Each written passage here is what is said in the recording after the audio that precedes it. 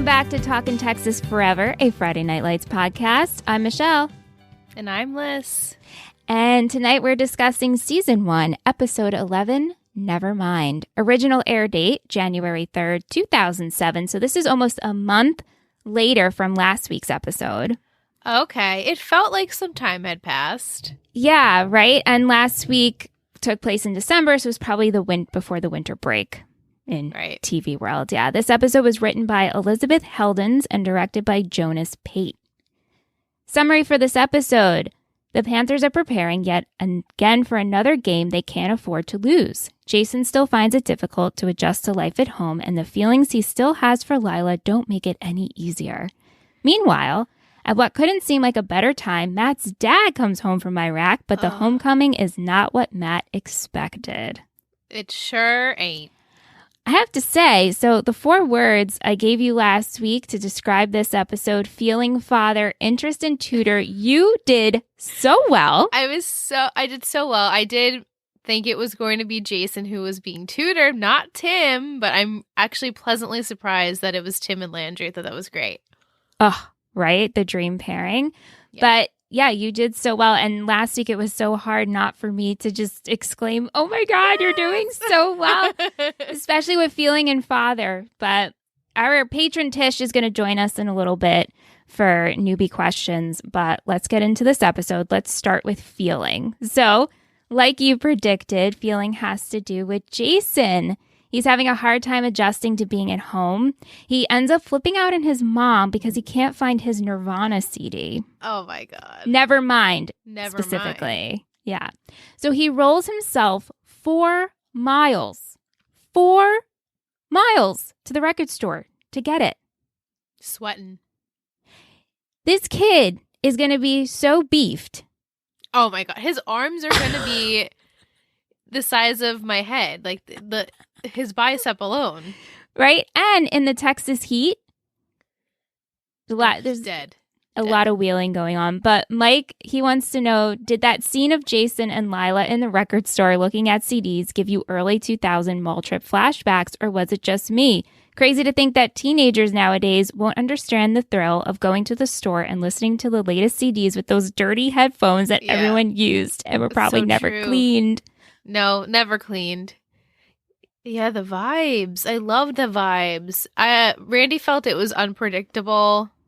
I mean, it's just unlikely that Lila would also have been in this music store before school. Like, what a random time to go shopping for music or listening to music. It just was really weird. It was. And so she's there, but also it seems like she's with a friend. I'm like, where was this friend last week? A few girls. Maybe like 2 or 3 girls. And do you think this was before school or at lunch? What time of day was this? Yeah, they're like, we gotta get to school, Lila. Right. Very strange, very confusing. But I'll live the fantasy. Let's do it. We just have to write it. Yeah. So they end up having a flirty conversation, which leads to them hooking up, and Lila does not go to school. So are we led to believe that in this past month that has been on, off television, but when we pick up, it's been a month later, have they spoken? I guess like it's very apparent that there's that energy there, that romantic energy that just like doesn't go away. You have a chemistry with someone. But like were they speaking? Because the last we saw, he supported her, but it was, to me, like, I'm slowly making my way back in there. But I guess hormones just take over anyway. Well, I don't know if it's been a month in the show. It's just been a month in viewing. Viewing world, yeah. And I'm going to assume that maybe they spoke a little bit or maybe they haven't, but they definitely haven't done anything physical since this is the first time. Right. We see them try to be physical, and Jason ends up having trouble getting it up, which it just sucks. Honestly, it sucks all around. It sucks for her. It sucks for him. But Lila, she's determined throughout this episode to be there for him, to comfort him. She ends up bringing over quad porn so they could watch that together. I was like, what is this going to be? Well, at least she's being supportive, right? She is. And Jason actually tries to get advice from Herc, which straight up tells him, like, you're not getting feeling because your body's trying to protect you from Lila. Because as we know, Herc is just like, she cheated on you. Not a good idea. And also, I hate to break it to you, but that's not going to happen for a long time anyway. Yeah, your body needs to adjust to what has happened to you. Yeah. And it also probably takes like a physical and mental like lineup, you know, like just because you think you feel this way, your body is not reacting. I'm sure like the nerve endings, like everything's just different now. Yeah. So and also his feelings for Lila have changed. Right. Even though he still loves her, he doesn't know if he can fully go back to just being okay with her and forgiving her. And I'm sure, you know, it's just going to just take time. It's hard to move on from something like that. I guess because like now I'm getting to know Jason, I'm like, okay, it makes sense in his character to just be like, okay, Lila, I'm here trying to give it a second chance. But like that's something she cheated. And he doesn't seem to from the eye, like not he's like he doesn't seem to like care or remember that it happened unless he has to remember that it happened. I'm just talking in circles, but I'm just like, wow, okay, we're doing this again. Very soon. Very soon. Well, I think it's hard to move on from that. And it also is probably something that you forget happened. Not forget, but you can have a momentary lapse. You want to forget it. Right. And it's so natural to probably act and be a certain way with the person you were always like that with. And then when you get the memory of, oh yeah, she did cheat on me with my best friend. It's tough. Yeah, exactly. Yeah. So Jason heads to Coach's house one night. He wheels there, which Tammy brings up to him like, I can't believe you came here all by yourself. But she tells him, listen, Coach isn't home, but I'm so glad to see you. Why don't you come in? They end up having a conversation. They talk about school and when he wants to come back, and she mentions that most of his courses are taken care of. He's only missing a few credits. So at least that fills in the gap of what we were wondering. Yeah, he was already prepared, like ahead of himself in school. Right. Which is very unlikely, I feel. You think so for him? Because I feel like he's like the scholar, star student, and player. Yeah. She also tries to comfort him on the whole Lila situation, which I love. And she's just sitting there listening. Tammy around the clock is just queen. Always. Lila ends up sneaking into Jason's room one night, and she expresses that she still does, in fact, love him and has feelings for him. Right. Yeah. I mean, we knew that was the case, right? Right. Yeah. Interest. So turns out Coach is one of the top 10 football coaches in the whole state of Texas, which is huge. Okay. Yeah, get it, Coach. Tammy has taken an interest in Riggins' schoolwork, and UT has taken interest in Coach becoming QB coach next season. It's big. And they're so excited. Well, yeah. I mean, I think this is what they're striving for, to work this position at, you know, UT is a big deal. I love this whole scene of, it's like a Tammy and Eric scene outside where she's taking the garbage. He pulls in. I mean, how great was this? I loved it. And Wasn't they're it so laughing and joking, and the garbage bag rips, and they just think it's funny, and their kiss. It's so sweet. Yeah. Every week, I just fall more and more in love with the Taylors. Same. Okay, father. Whew. What an emotional part of this episode. Yeah. So, Matt's dad returns from Iraq on leave. His grandma very nonchalantly announces his arrival, which was so funny because she's just sitting there and she's like, Matt, your dad's here. Go help with the bags. And so then it makes you like she doesn't even know what she's talking about. Right. So she's more with it than we think. Mm-hmm. Or so it seems, right? So Matt's that day, at least. Yeah, Matt is so excited for his dad to come to practice to meet Coach, especially to meet Coach and to actually be on the field. But Matt's dad underestimates him, saying he didn't know Matt had it in him, which is so hurtful. But Coach picks up on this right away, and he says, oh no, he's great on the team. He causes no trouble. He's got full potential. And I was like, thank you, Coach, for sticking up for Matt, especially in front of his father. Yeah, his dad has no confidence in his own son. He doesn't even know him. You know, like he's been gone for so long that he doesn't know the character that Matt is and who he's become and the things that he knows about home life with his grandmother. Like his dad doesn't know anything. It's so sad.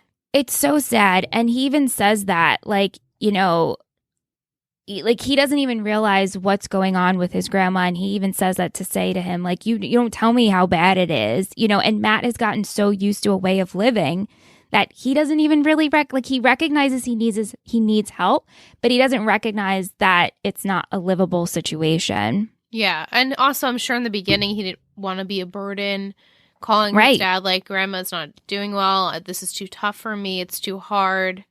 Right. So he just kind of got used to living like that. Right. And we find out his grandma is his legal guardian. Yeah. Which is insane, right? Because he's really the person taking care of her. So he's on the phone with Medicare. He's trying to get help. Him and his dad end up going to look at a nursing home and to get better care. But this can't happen because, like you said, she is the legal guardian of Matt. And then there's this suggestion of him coming home. He could come home and leave his term. And Matt's dad's like, I can't do that. He refuses to do it. We all make sacrifices. Yeah. Right. That's some fucked up mentality shit, right, going on there. So then this whole discussion of Matt moving to Oklahoma is brought up, and Matt clearly doesn't want that. He's just trying to stay here. He has a life here, and he'll rather just, you know, take care of his grandma. But all of this is staying with him, and it leads to him taking it out of frustration at Julie at the church dinner. And then he ends up failing at the game, which was so heartbreaking because his dad's there. And his dad's on the sidelines, which I'm like, how are you allowed on the field? Right. And like, you're not a coach. Like, you don't know how your son plays. You haven't been around, maybe you were an ex-football player, but like you haven't been around these kids enough to even know how your son performs. So for you to be like, yeah, come on, Matt, get up. I'm like, you don't even know him. You don't know how he is normally. You don't know if he's going to respond well to that type of like environment of you yelling that at him. Maybe coach knows better. So just back off. But it's so sad that he couldn't pull it together because of so many stressors in his life. But it's like, of course, this is the game my dad comes to. I know. And then it leads to coach taking him out of the game. Yep. Which is so heartbreaking to see as well, because I'm sure you want to show off to your dad, and this doesn't look good. So this leads to him getting real angry at his dad. They end up having a fight off of the field, and he ends up going home with the Taylors. Everyone hears this fight, too. Everyone. It's like people crowded around to watch. Right. Yeah. So back at the Taylors, Julie is really sad at the thought of Matt having to move to Oklahoma. And Matt, he's outside with Coach. And I love this scene because he is in a chair. He's slumped over. He has a hoodie on and he's chewing on the hoodie strings. So relatable. So good. Oh my God, it was so good. It's so and relatable. He was just saying, yeah. And he was saying how I don't want to move to Oklahoma and I hate my dad. And Coach is like, we're family here. What can I do? You know, first off, Buddy's never going to let you leave the state of Texas. So you don't have to worry about that. But also, don't say you hate your dad. Don't make that mistake. Yeah. It was a good chat. Leads me to believe, like, what is Coach's family life like? How did he grow up? So, like, don't say you hate your dad. You only get one dad, you know? Exactly. Right. One birth dad, I should say. That's true. You know, you can get multiple dads, but And you don't want to say something you regret. Right. Right. So Matt ends up going home after the being at the Taylors, and he sees his dad taking care of his grandma. And it is sweet. It seems like his dad is softened, understands what's happening, and they share somewhat of a moment. But Matt's dad is very unlikable in this episode for a man who has served for the country, and you want to have respect for him, but you're super upset with him with the way he treats Matt and also the way he's treating his mother. Yes, he has no tolerance. That's right. But also because he's not around it. He's made himself very unavailable to Matt. So him coming in and seeing, which I'm sure is awful to see your parent like that. This is really probably the first time he's seen her that bad. And then to have her just break down and cry because he's yelling at her. Like, it's just such an overwhelming scene. Like the one scene where she was crying and Matt's like, don't talk to her that way. Like, she doesn't respond well to it. You're scaring her. So, like, on one side, I understand where Matt's dad is coming from because he's not there. He doesn't know. But that's his choice. Yeah. So. Right. Ugh. Poor Matt. I know. And to see Grandma cry broke my heart, too. Oh, I love her. I know. So sweet. All right. Tutor. My personal favorite part of this episode. Oh, same. It was so good and felt so like good. I was watching one of our own teen dramas. I was like, here it is. This is what I live for. So good. Oh, so good. Okay. So Tammy meets with Tim about his grades, and Tim tries to charm his way out of this conversation. They're talking about the Scarlet Letter. And Tammy tells him, listen, I'm here to make sure you don't end up stupid. I love it. I know. He asks for a pass because the playoffs are so close and she's just not having it. So then Tammy approaches Landry and gets him to tutor Riggins, which is a bit of a struggle because Riggins is just like, hey, can you take care of this? Can you write my report on Of Mice and Men? Which Landry, of course, is like, I'm not doing that. And then thinks Tim can't read, which Tim is like, no, I just choose not I just choose not to. I'm not illiterate. I just don't want to do it. So then this leads to Landry reading to him as Tim's working out on the bleachers. I loved it. And he realizes that it is sticking, but then when it comes to okay, how can you relate this to your life? Tim has nothing to say. I can't think of it. And that's so relatable.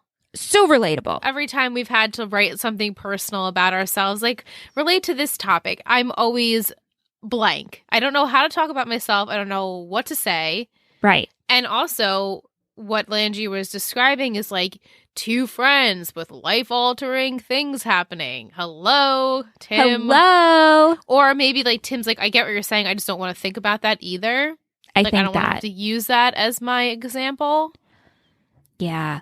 But this leads to Landry flipping out, and he's like, I wish I could shoot you right now. I'm not helping you anymore. You're on your own. Good for you, Landry. Yeah. But then Coach has a talk with Tim at the church dinner saying, listen, if my wife is always right, and I'm not giving you a pass when it comes to grades, so if you don't pass this class, you do not get to play. Good. Right. No more preferential treatment for these kids. That's right. Finally, the Taylors, coach and guidance counselor, they're like, we're a team now. Nobody gets past, no one gets through the cracks. We care about everyone. Everyone should be doing well. I loved how much Tim talked in this episode.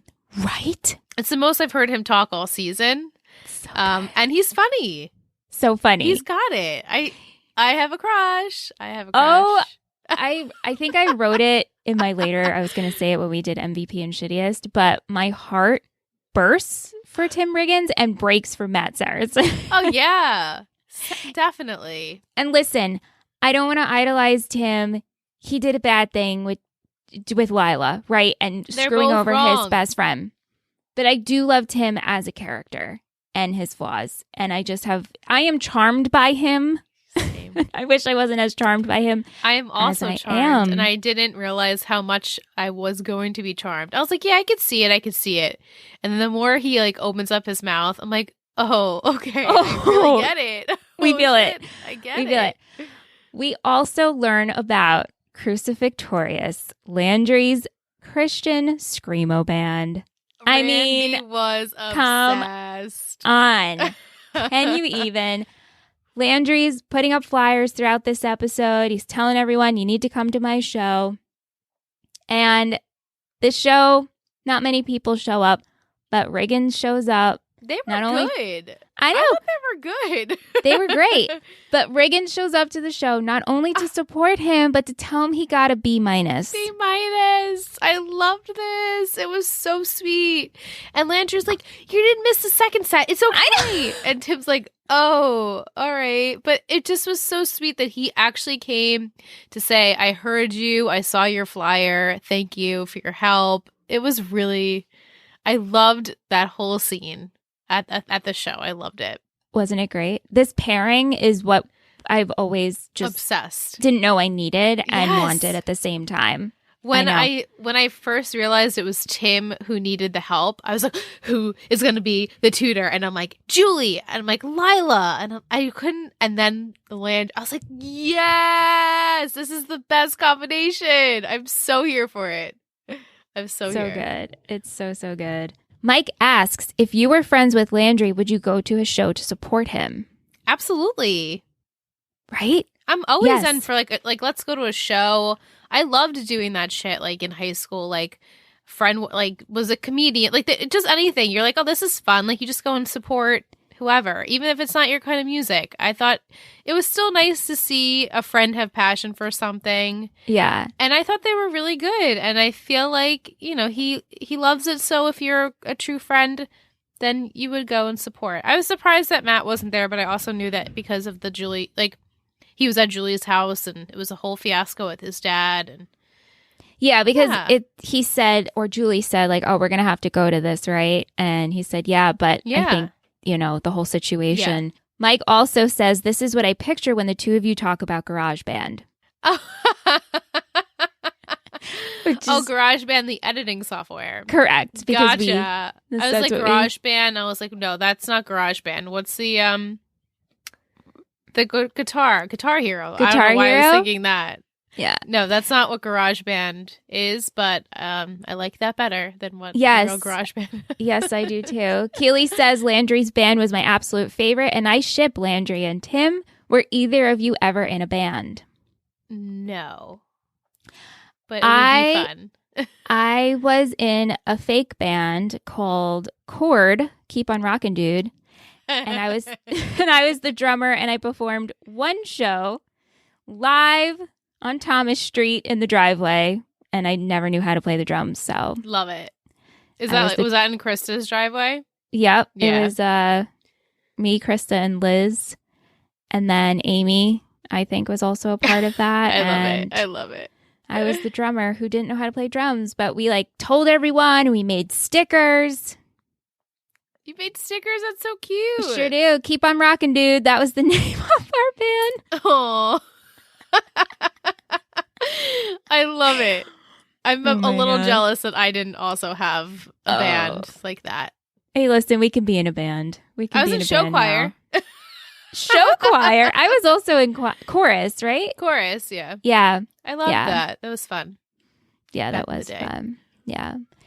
So that is all we have for our summary. We're going to take a short break, and then we're going to come back with Tish. She is one of our patrons. She's also a newbie, so this is going to be a lot of fun. I cannot wait to hear her thoughts and to hear you and her make your predictions. Yeah, same.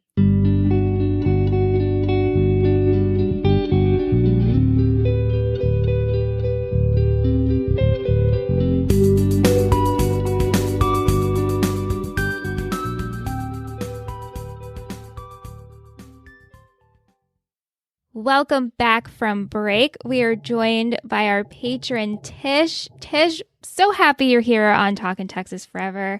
Welcome to the show. Thank you. I'm really excited to be here. Yay! And what else is super exciting is Tish is also a newbie, like Liz. So I'm really excited to hear all of your predictions to come. But first, I want to know, what are your overall thoughts on Friday Night Lights as a teen drama compared to your other favorites? It's kind of like it has the same like formula with like, like triangle and like will they, won't they kind of stuff. But I think like having football be such a big focus is kind of an interesting like juxtaposition. And then also like the parents, like Tammy and Eric, just being like the most supportive people ever. Like you usually don't get the main parents being like that. Like obviously Sandy and Kirsten were pretty supportive, but they were like kind of in the background, but it's Coach and Tammy, so that's pretty cool. Yeah. We got a lot of people asking, they want to know who your favorite character is so far and who are you shipping?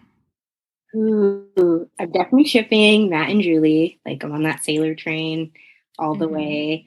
Favorite character? Oh, that's a hard one. I like Landry. He's just so like random, and especially like, this week. Yeah. Landry's a favorite. Obviously Matt, and then in terms of girls, I'm really liking Julie. Good choices. I like it. Vic specifically wants to know Tim or Jason or Tyra and Lila. Ooh. Like Jason's so sweet, but a girl, like I gotta go for the bad boy, Tim. And then Tyra and Lila. Yeah. We haven't seen enough of Tyra for me to like have an opinion on her. But yeah, I would still say her over Lila though. Yeah. There's something about it, yeah. Yeah, I know. We haven't gotten enough from her. It is coming. I am excited for you guys to see where we go with her. But she's a little bit mysterious right now. We want more from her, but we just haven't gotten it yet. And Liz and I, we were gushing over Tim in the first half, especially in this episode. You sent over a Slate article from 2013 about gateway episodes and how this specific episode, Nevermind, is a great one for Friday Night Lights. A gateway episode is an episode you can watch without any background knowledge, in which it will give you a great sense of the show and to see whether you like it. So what made you look at this article, or how did you find this article? So I was like telling my sister that I was going to be like on the podcast this week, and I was like, I always have to bring some sort of trivia, but I was like, I can't like Google anything. So I got her to like Google some stuff around it, and then she sent me this article, and she's like, this is not really spoilery. I feel like it's good because I struggle sometimes getting into new shows, and I always have a gateway episode. Like I always tell people, oh, this is the episode that changed it all. Like you can watch this one first and then go back to the pilot. So I find it interesting that this is the gateway episode for Friday Night Lights. Do you agree with it? Do you think this episode is the gateway one? From what we've seen so far, I would say, yeah. It is interesting, though, that we get like the dynamic between Tim and Landry, which is not something we've seen before. And we get sort of like, it's very teen drama fashion, because you can kind of see a little bit of the remnants of the triangle. Like they don't reference it too much, but like, well, why are Jason and Lila like trying to get back together? Like it intrigues you enough there. And then like, okay, Tim is the boy who gets by on sports. And like, I think it gives you enough of the main characters where you would now be intrigued into, okay, I'm going to go watch the pilot, or even maybe I'll watch the next two. And then when there's like a break, I'll go back and catch up. So, yeah. Yeah, I agree. I definitely feel like it's a great episode if you had never seen it, to watch and feel like you kind of get the gist. And there's funny parts, and just Coach and Tammy are always just so sweet, and it had like pretty much everything that you're looking for in this show. It gave me more of an appreciation because we've been watching it for 10 weeks. So I loved this episode because I know these people now, or more so now. But if I were to come in and watch it, yeah, I feel like I would get a good impression, and I would want to go back to the beginning. Yeah. The writer of the article, Alex Heimbach, he wrote this paragraph, which I want to read to you because I feel like it just sums up the show perfectly. But it says, Friday Night Lights does many things well: create a sense of place, depict the pains of adolescence, flesh out a genuinely happy marriage. But the show's power comes from its gloriously, painfully human characters. You don't have to like football to root for the Panthers. You just have to recognize how much it means to the people you can't help but love. Definitely. Thumbs it up. Thank you, Alex. Chef's kiss. That was great. I have a little bit of trivia. I know Liz hasn't, but have you watched Parenthood, Tish? Yes. Okay. So there's a web series that takes place that goes with Parenthood that I've never watched, but Jesse Plemons, who plays Landry, and Derek Phillips, Billy, they make an appearance as their characters on this web series and performs Crucifixorious to record at the Luncheonette, which is in Parenthood. So that's so funny. I know, I have to check that out. And there is a lot of crossovers because it's Jason Katims, so I didn't know. Did you know that, Tish, that they were on? No, I had no idea. I watched Parenthood and maybe watched the first couple of seasons and then didn't really watch the last 2 seasons, I think. So, yeah. Okay. Yeah. Yeah, I have to go back and check out this web series because clearly I want to see those two on there. That's so funny. Yeah. All right, let's move on to questions. Keely says, have you guys watched Greek? If not, I highly recommend it. Love that show, which we love. Greek. Liz is currently watching. I am very slowly. Yeah, she says the girl who played Brittany in last week's episode plays Natalie in Greek, and she's a total B in both shows. I'm pretty sure they called her an evil troll in Greek. I totally missed this. Oh, yeah. I wonder when she was on Greek. I'm still in season 1, so I can vouch for season 1 at least. Yeah, this went over my head. Tish, you've watched Greek, yes? I watched Greek. I did. I was starting to do rewatch last year, and then I fell off. And I watched Greek when it was first airing, so I have no idea. But in the chat last week, I think Mike or Vic, one of them brought it up. So I recognized her, but I was like, oh yeah, yeah. She also wants to know, when is Tyra going to get more of a story? What do you think that story will be? So, Tish, what do you think is coming for Tyra? Well, it'd be interesting to see what kind of relationship she gets. Do they continue with her and him? Do we get more of her and Jason? Because that was a really interesting look last week or the week before. It was quite I didn't see them as being a pair, but I was like, you know what? I think I ship it. I'm here for it. I would love to see more of her home life. And I know some small spoilers, so I kind of have an idea where the trajectory is heading, but still I think we're going to get some home life stuff and maybe some more dating. Good predictions. Liz, what do you think? Yeah, I would like to also go to her home and see what that's about. It seems like her father is not in the picture, so is she, but her sister is the Mindy? Bartender, right? Okay, so we still, I forgot about her. So at least there's some sort of family that we know of in the show. God, what are we gonna do with her? I would love to do something with her. Let's do something. Let's get her dating. Let's get her finding herself and becoming someone who's better than this town, like she always thinks that she is. So maybe she should finally go and do something that is more meaningful to her, or maybe start something in the town that other people can relate to that's not football. Right. I don't know what that would be, but we know she's good at event planning and doing something of the sort. So maybe her and Billy will still team up and do a business transaction together in the future. Okay. But I want more for her. I want more. Yeah. At this point, I do too. It is coming. So, yes. Will wants to know, is Landry and Riggins a budding friendship or a one-off? I want to say it's probably a one-off, but I would love for it to be a budding friendship. I just see that Julie, Matt, and Landry, they're the trio, and then Tim, he's kind of on the outside right now because obviously Jason's not speaking to him, and Lila's most likely not going to want to partake in any kind of friendship relationship at the moment because it's still really dicey with Jason. So other than that, we got Tyra, which I hope that they don't go back and fall into old ways of a pattern of an unhealthy relationship.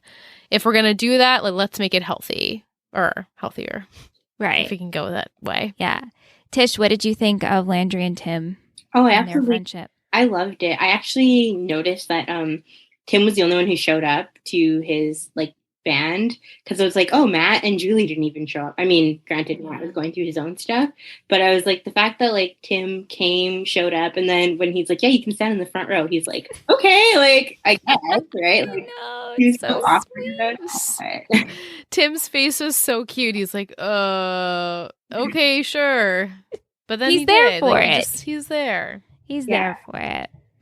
So one of our most asked questions we've gotten is specifically for this episode is about Matt's dad. So let's start with, how long do you think Matt's dad will be in town for? You want to go, Tish? For like 2 more episodes. Yeah. Like maybe 2 more. I have this weird feeling that he dies by the end of the season. Like he goes to Iraq and then, or Afghanistan, wherever he is, and then he like passes away and dies. I have this like feeling. I'm just like, I think that's where we're going, but I'm probably wrong, but I just feel it in my bones. Oh my God.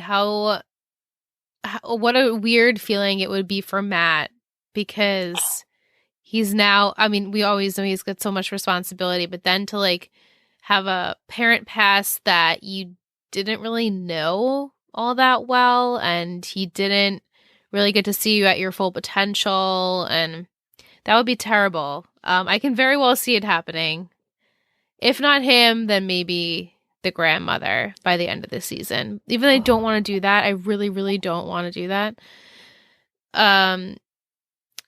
But I feel like maybe one more episode with Henry. That's his name, right? Henry? Yes, that is his name. Just because he seems like he's not here to stay. Like, he's not wanting to stay. So why would he stay longer than he needed to, unless for some reason he has a change of heart and feels like, okay, I do need to be there for my mom and my son, and I will do the right thing by them. But I don't think that's going to be maybe for a while. So last week we heard about how Matt's mom lives in Oklahoma, right? But in this episode, there were talks of Henry sending Matt to go live in Oklahoma to live with his aunt. Right. So what do we think about the mom? Where is she? Will we meet her? Is she alive? Maybe she's in jail. Ooh. Okay. I'm just throwing it out there.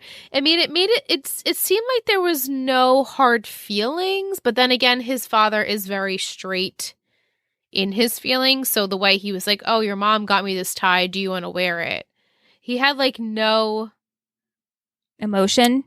Yeah, well, obviously emotionless, but also like, I either have come to terms with what has happened in our past, or maybe they didn't actually separate, and the fact that he went off to the military and something happened with her, like that, just the circumstances they separated, like, but are actually separated.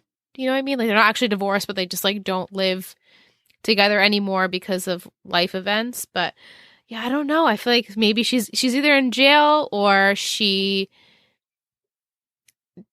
just up and left them. I mean, would she do that? I don't know her. I don't know her. What do you think, Tish? I think more maybe like she just up and left them, kind of like maybe they don't know where she is. It is interesting though how both the mom is in Oklahoma and so is the aunt.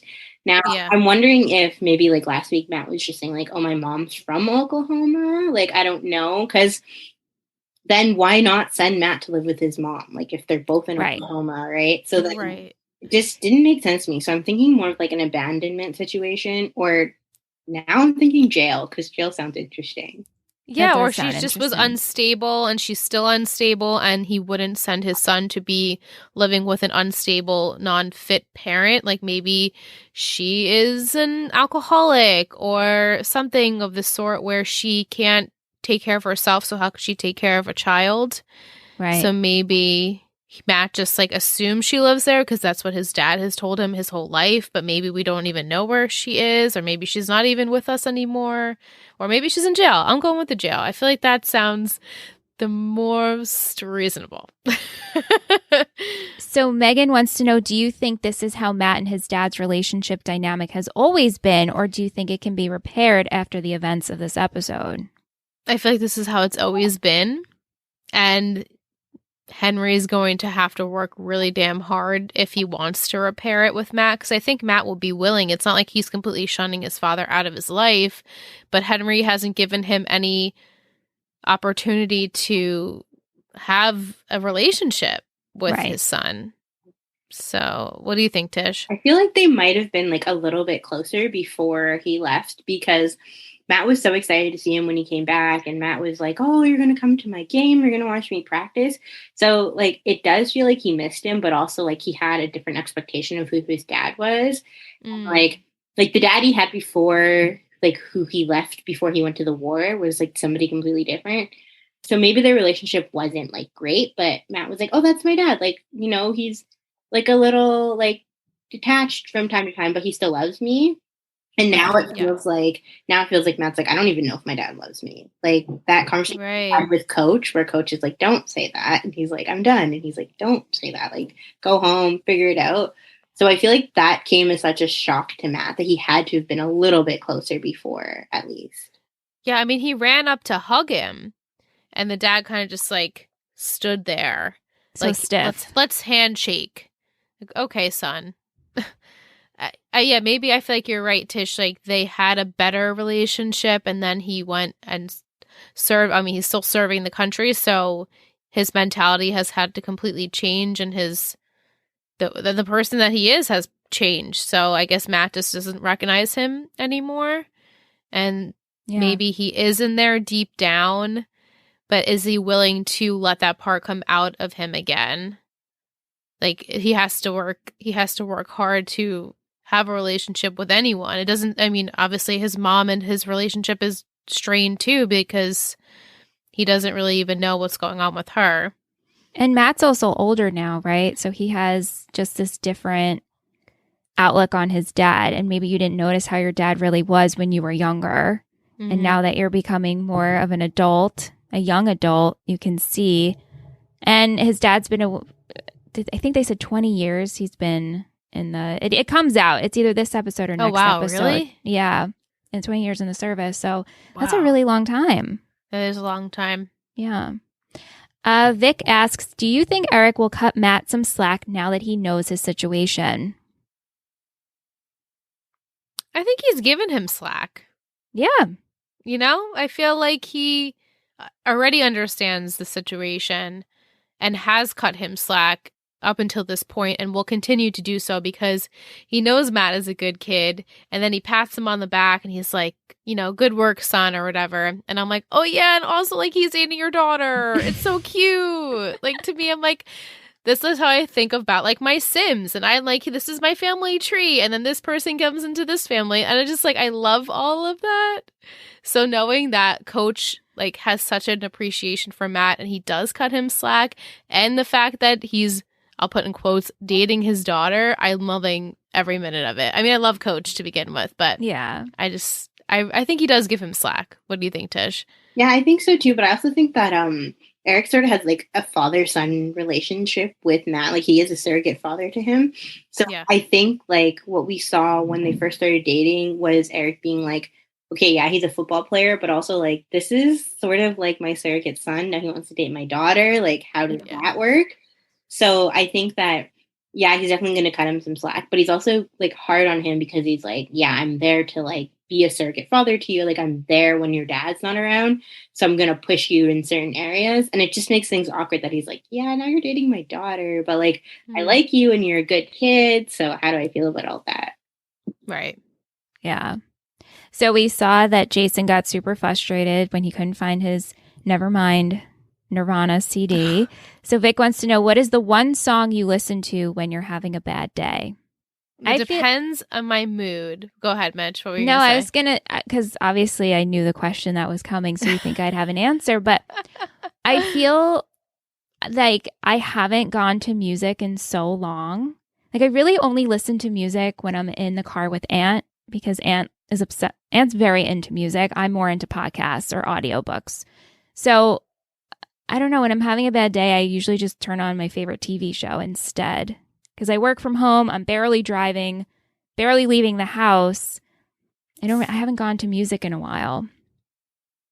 What about you, Tish? This is a really hard question. I would say that like it depends on my mood. Yes, like why am I having a bad day? I guess lately like my comfort sort of artist has been Anton Subrea.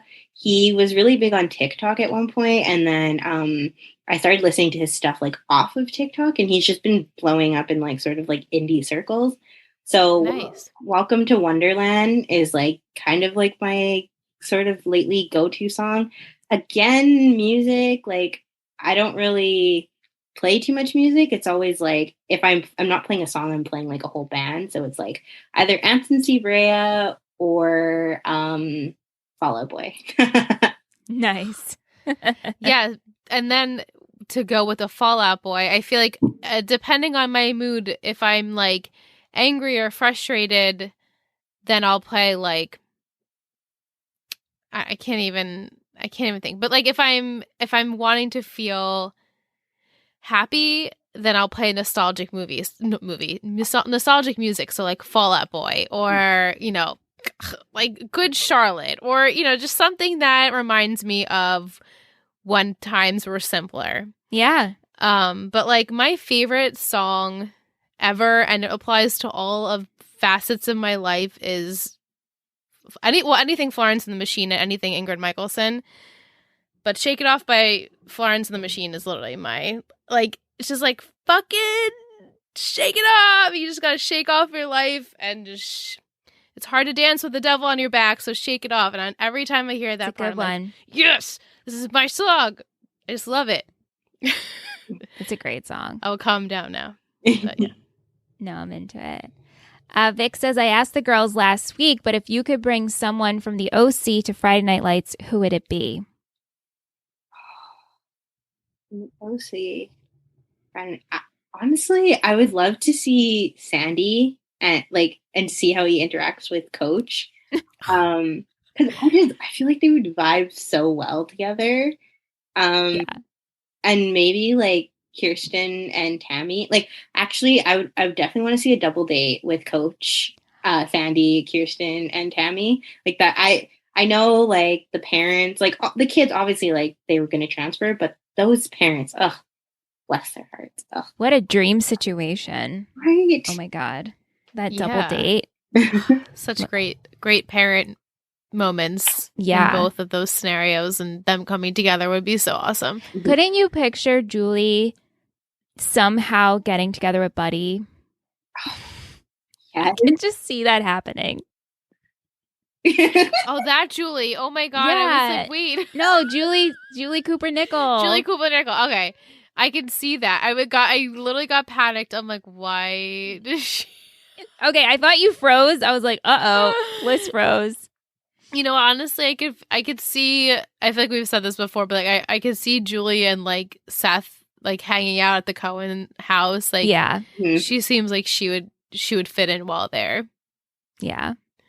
Lisa, she's also a newbie, so she sent a couple of her thoughts. She says, not interested in this story at all, but I get it. When I was in high school, I was the same way with the person I loved. She's talking about Tim and Lila. Even when they treated me like dirt, I don't like it, but I get it. I'm torn on Julie. Last week I was getting vibes that she was only dating him to get her dad upset, talking about Matt. And this week, I'm getting vibes that she really likes him. I liked her this week, though. She was a very supportive girlfriend, which I liked to see. Interesting. Right? I Isn't that didn't get that take? vibe.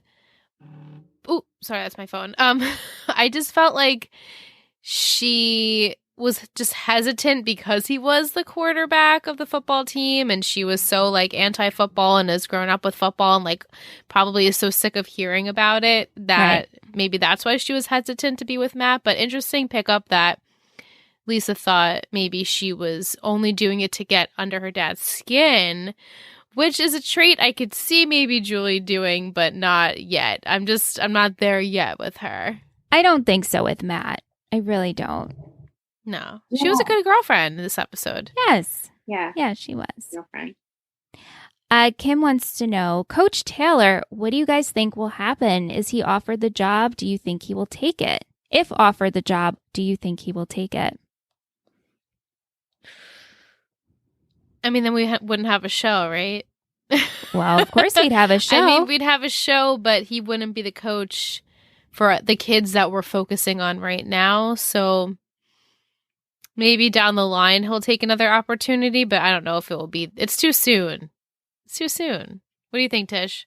I don't know. A part of me thinks that like he takes it and then they like move and maybe they have to do like the long distance thing and then he like hates it and comes back.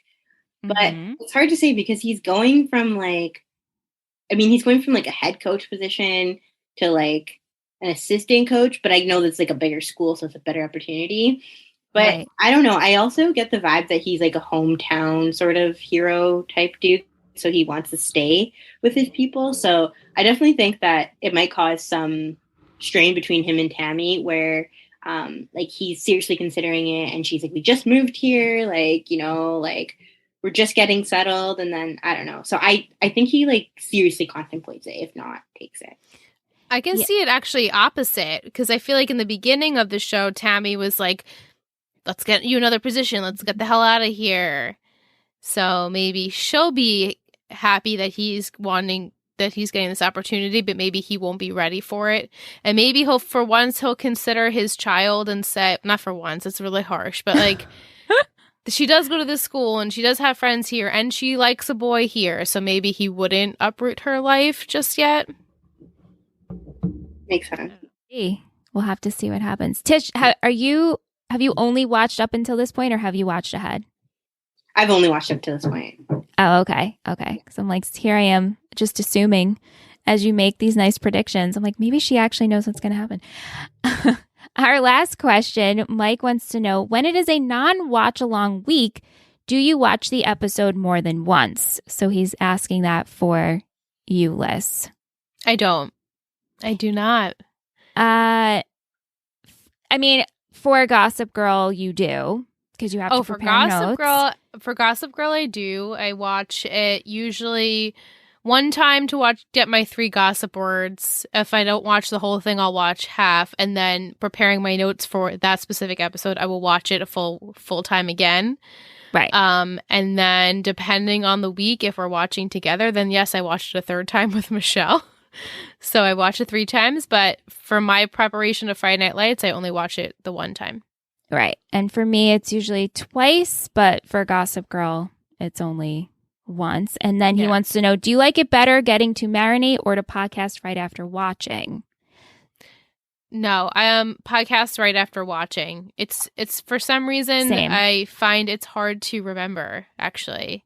It's not even like I marinated. I feel like I just watched it and then it goes out of my brain and then I look at my notes. I'm like, oh yeah. And then Michelle's recapping. I'm like, yes, I remember what's happening, but I'd rather like watch and immediately podcast afterwards. No marination. Right. That's the same answer for me. Yeah. Thank you, Mike. Thanks, Mike. Music in this episode, we had Spoon, Tom Petty, Sparkle Horse, Audio Slave, and Scratch Acid. Will says, I thought of a short FNL episode track list inspired by Nirvana's 1991 album, Nevermind. What? Only 7 out of 13 songs really work. So for Riggins, Smells Like Teen Spirit. Yes. Julie is In Bloom. Oh, yeah. Voodoo, Come As You Are. Polly, Won a Touchdown. Landry's Christian Screamo, Lounge Act. From my daughter, Saracen, Stay Away. And then Something in the Way, it's Buddy Garrity. Oh my God. That's awesome. He's so creative. He's so good. Thank you, Will. We appreciate that. All right, let's go into favorite quotes. Liz, what do you have? I have, Herc, how do I have sex? I thought that was really funny. I loved Herc in this episode. I thought he was so great. I love that whole scene of them just like as friends, and he's like, nah, you're not doing it with Lila again, are you? Like, we're gonna be better than that. He just was great. I also have No Pass, No Play. Tish, do you have a favorite quote? Yeah, it's part of my job to make sure you don't grow up stupid, and it's bad for the world. Like when she said that, I think I like started laughing. I was watching My Office at work, And I started laughing so loud, and I was like, I hope no one comes by. And then I had to rewatch it like twice because I just kept laughing. My favorite quote was, "Because I'm crippled and I want to listen to Nirvana." I love the part where Tammy's like, "So what's the Scarlet Letter about?" And Tim's like, "You know what it's about." He's so trying to charm her. her. She's like, "No, really, what's it about?" He's like, "A girl named Scarlet." So great. I love when he like has these little comments like, "You know what it's about." Yeah. I actually never read that. Did you ever read it? I don't think I ever read it. No. It's just watch Easy A, right? Right. Yeah, so I had to read it in high school. Yeah, we had to read it in high school. So what I did was I did like the Cliff Notes version, like where you just read it there. And then I don't think Easy A was out yet, or Easy A had just come out. Oh yeah, Easy A had just come out. So a bunch of me and my friends started watched it, and my teacher's like, "So you guys did Cliff Notes and watch Easy A? I can tell." Like, yeah, same thing. It's such a good movie. It's just a great overall, like, the concept is cute and it's got a great cast. Yeah. Did you guys have a favorite Coach or Mrs. Coach moment? I just loved when Coach stood up for Matt in front of his dad. I felt like that was so special. And he's like, no, your kid's he's a good guy. He's a hardworking player. Like, he's really making it out there. And I'm like, yes, so good. Tammy, the whole episode's amazing. But I did like that one scene with Coach. Yeah. Tish? Yeah, I really liked the talk that he had with Matt in the backyard, where he was like, "Go home, like things will be okay." Like, he gave him a moment to cool down. But he's like, at the end of the day, like, it's still your dad. So that was like my Coach moment. And then Tammy, the entire episode. And the fact that like she was just like, "Yeah, I don't care, like Eric, like I'm going after them. They need to get their grades up. I don't care if they don't play." Like, it's about studies at some point too. So yeah. For sure. Yeah, my favorite Mrs. Coach moment, the Coach Corner as we have over here, is when she had that talk with Riggins about, it's my job that you don't end up stupid. Like, that was just so good. And also, I really loved her chat with Jason and how there's no weakness in forgiveness, and perfect. Yeah. So good. Yeah. She's so good. I love every week. Coming in hot with that listening and then with an advice to follow. Yeah, she's so great. Yeah. Mm-hmm. All right. Do you guys have your MVPs and shittiest? Yeah? I do. Yeah. All right. Let's do MVP first. Here we go. 3, 2, 1. Landry. Who'd you pick, Tish? Tammy. Oh, Tammy. Such a good choice. But we picked Landry, both Michelle and I. That's so funny. Randy also picked Landry. Yeah. Yeah. We had a lot for Landry. We had Eric. We had Herc. And Tammy for obvious reasons. Tish? Yeah. Obvious reasons. Yeah. Yeah. So great. She's so good. I mean, she's like MVP every episode. Every episode. I feel like I can't know. ever. She's always going to be a blue ribbon. She's just always going to be like, if I didn't pick her number one, she's always going to be there. Yeah. Yeah. Shittiest? Yeah. Yeah? Okay. 3, 2, 1. Henry. Yeah. Yeah. That was across the board. Just it's hard to like him when we don't know him and he doesn't show any kind of emotion towards his, besides anger. I feel like he's a very angry and just frustrated person. I feel like we don't see any positivity coming from being a Matt's parent. Like, that Matt needs a parent around, and we're not getting that from him. Yeah. I know. Sucks. Excuse me. I have such bad agita tonight, Tish. I was like, what did you drink? And she's like, just water. Just coming up hot. All right, let's go into a booster of the week list. Who are we supported by this week?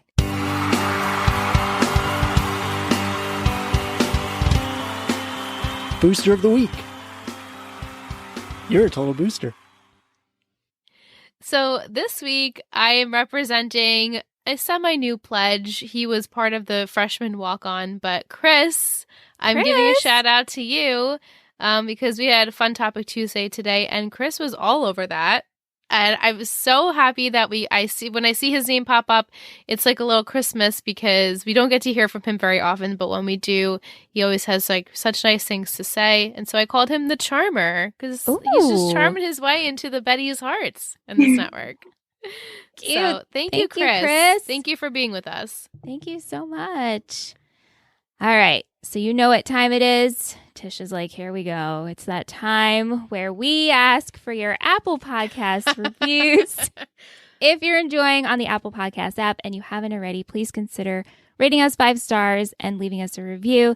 It helps the show grow. It means so much to us. It's a really big and free way to help. If you are listening on Spotify, you can rate over there now as well and make sure you're following and downloading the episodes. But I believe we did get a new review. We did. Let me get my phone. Okay. I wanted this to be a bigger reveal surprise, but it's okay. Yeah, so this week I am reading Tish's review. Tish! Thank you, Tish. That was such a sweet surprise. And I have to be honest with you. So when we get the reviews, we don't know who it's from. So I read it and I was like, oh my gosh, this is so exciting. And then I sent it to Liz and then we posted it on stories as we always share them. And then you responded that was your review. So this is so fitting that you're joining us today. Thank you, Tish. Right? Isn't that funny? Yeah. All right, so I'm going to read it. Don't be embarrassed now, Tish. 5 stars, total boosters. I absolutely love Total Betty Podcast Network. I've been rocking with them since 2017 and have not looked back. Liz and Michelle, who are best friends in real life, make you feel right there with them like you were talking to your best friends. I waited years to start Friday Night Lights because I knew Total Betty was going to be doing one. We're only on week 10 and I'm addicted yet again. If you're looking for a podcast network dedicated to bringing you podcasts on nostalgic teen dramas, you found the right place. And in parentheses, she says, I stole that from their Instagram bio, which I think is so funny. Cute. I love it. If that's not enough to have a Patreon where the fun never stops, they have literally created a big family. Check out Talkin' Texas Forever and Total Betty Podcast Network. Thank you so much, Tish. You're the best. We didn't embarrass you. I love it so much. And it's just so fitting. Again, like you're our special patron. You get to join us this week. You are a newbie and you wrote us a review. It's just like so sweet. The best. Me. We absolutely appreciate and love it. All of it. Yeah. Thank you, definitely. Tish. But yeah, if you want us to read your review, leave us a review on Apple Podcasts. We'd appreciate it. We would really appreciate it. Thank you if you have already. And if you are loving the show, then just head over to Apple Podcasts or tap 5 stars on Spotify if that's where you listen. All right. I'm going to give you both. I want both of you to make predictions. This is a look into next game's playbook. Episode 12? This is episode 12. So we've made it. It's 22 episodes, right? Mm-hmm. Of the season. Oh, wow. Look at us. I know. Tracking along. Yeah. All right. So episode 12, titled, What to Do While You're Waiting. And your 4 words are served, ego, expectation, and choice.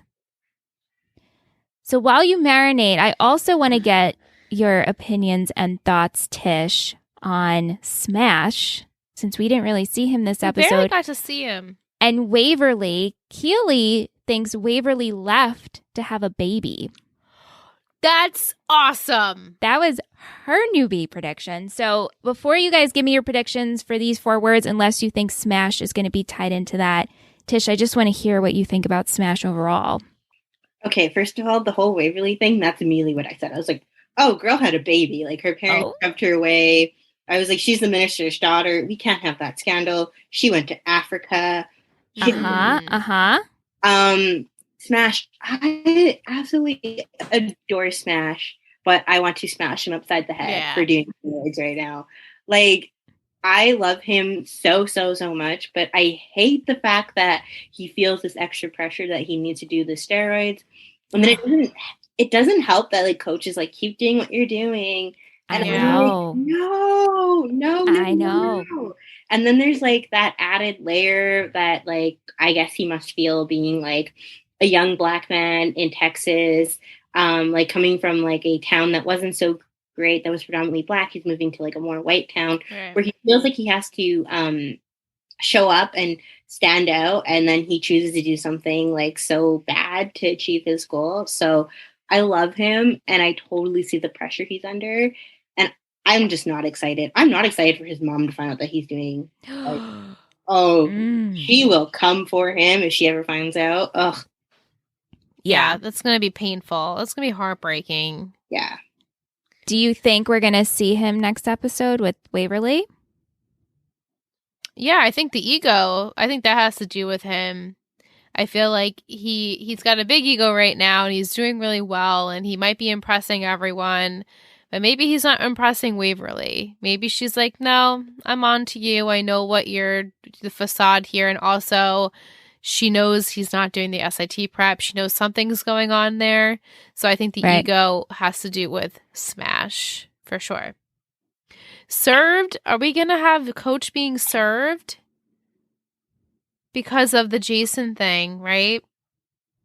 Shit. I know, but I don't know. Tish, what do you think? Tish is agreeing with me. Yeah. My brain immediately went, I was like, oh, is coach going to get served? Are they going to like serve him on the field too to like embarrass him even more? Yeah. Oh, yeah. And for choice, I think Matt's going to have to like make a choice. Like I have this weird sort of feeling / prediction that maybe like Matt moves in with Coach and Tammy and stuff like that. I also have that prediction because where else is he going to go? Yeah. I love that. Yeah, maybe make a choice. Like I either want to stay here in Texas with the Taylors perhaps or leave.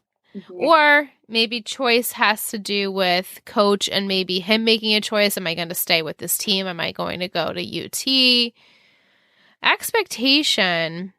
I don't know what that could be. Maybe it's like what the coach has expectations for their play, like the players, and like they're something with maybe someone's not doing something up to the standards, or they expect them to do something. I don't know. What do you think about expectation, Tish?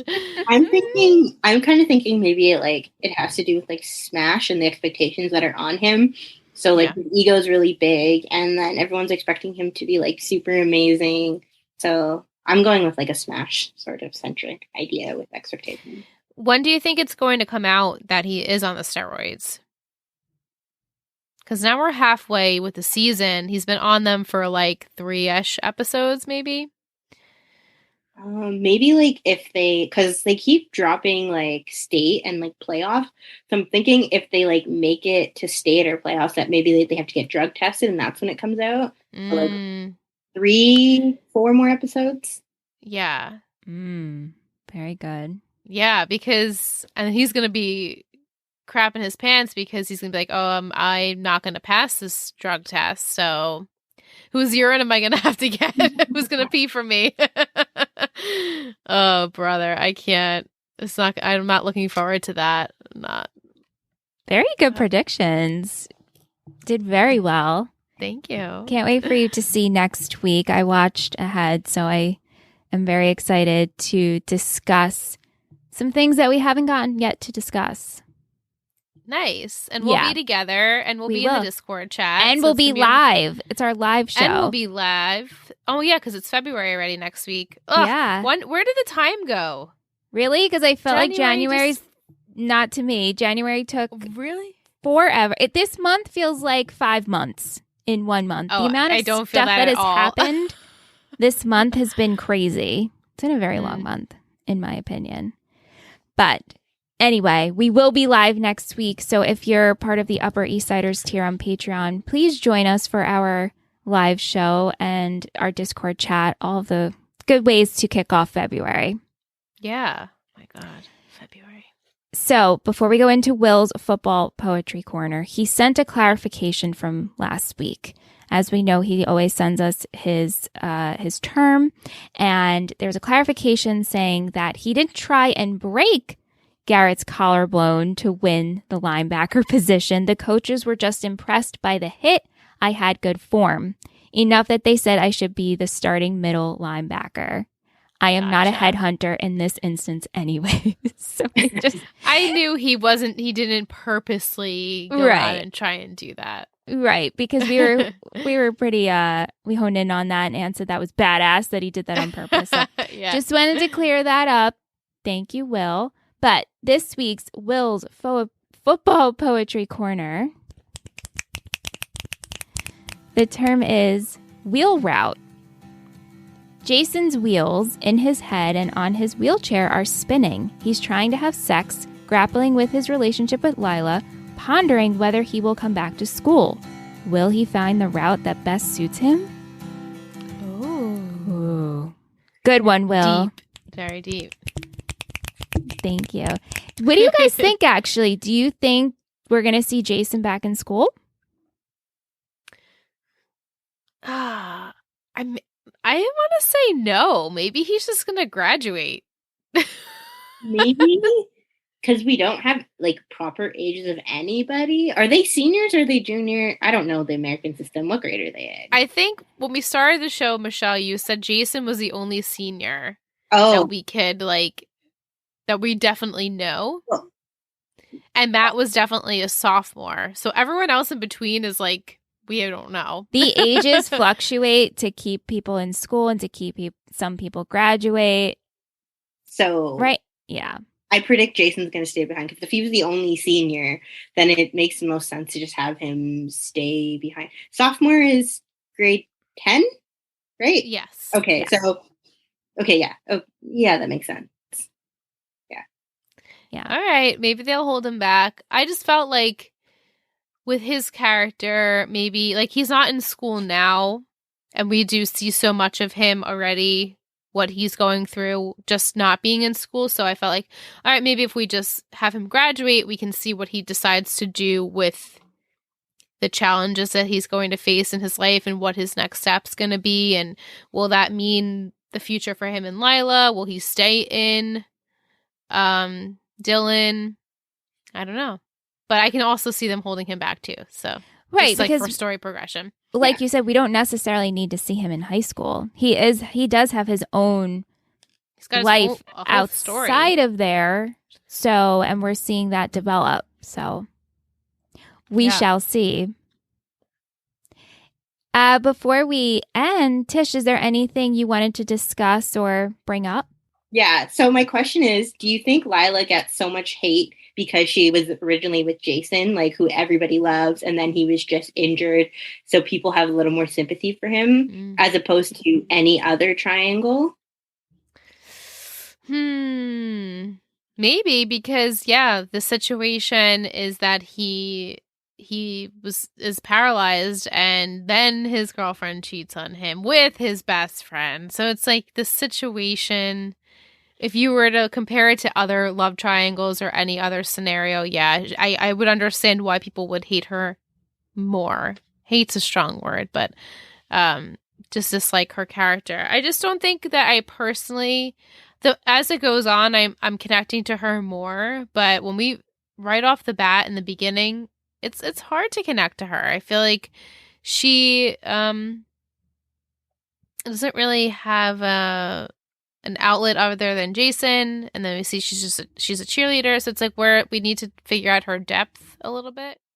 Yeah, and I think because Jason's so beloved, and then this happens, he's on a pedestal, and it's like, how dare you? How effing dare you? But if roles were reversed, this would probably, it wouldn't be like this. But Lila, I'm glad to hear you say that, Liz, but also when we first meet her, it's really hard to connect with her because of what we're being shown. Yes. Yeah. Right. She doesn't do, like, she doesn't behave in the typical way that a girlfriend of a person who was just injured should behave.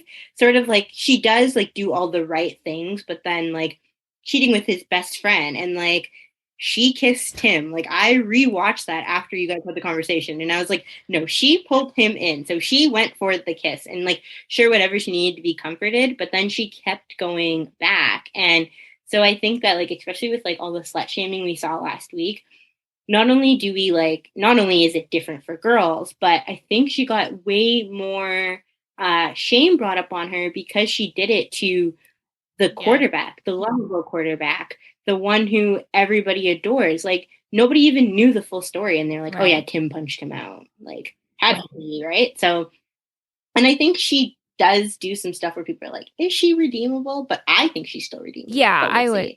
Yeah, I think she will. I think she'll redeem herself. I just don't foresee at the end of this show me being like, she's my favorite character. But I would love to be laughed at, and I would love to be have my mind changed on that. Do you think Minka is doing a good job portraying this character? Yeah, I feel like it's hard to even separate who Minka is and where Lila begins. I mean, I don't really know Minka outside of any of the roles that she's played. I've never really seen her in interviews, so I don't really know how she is.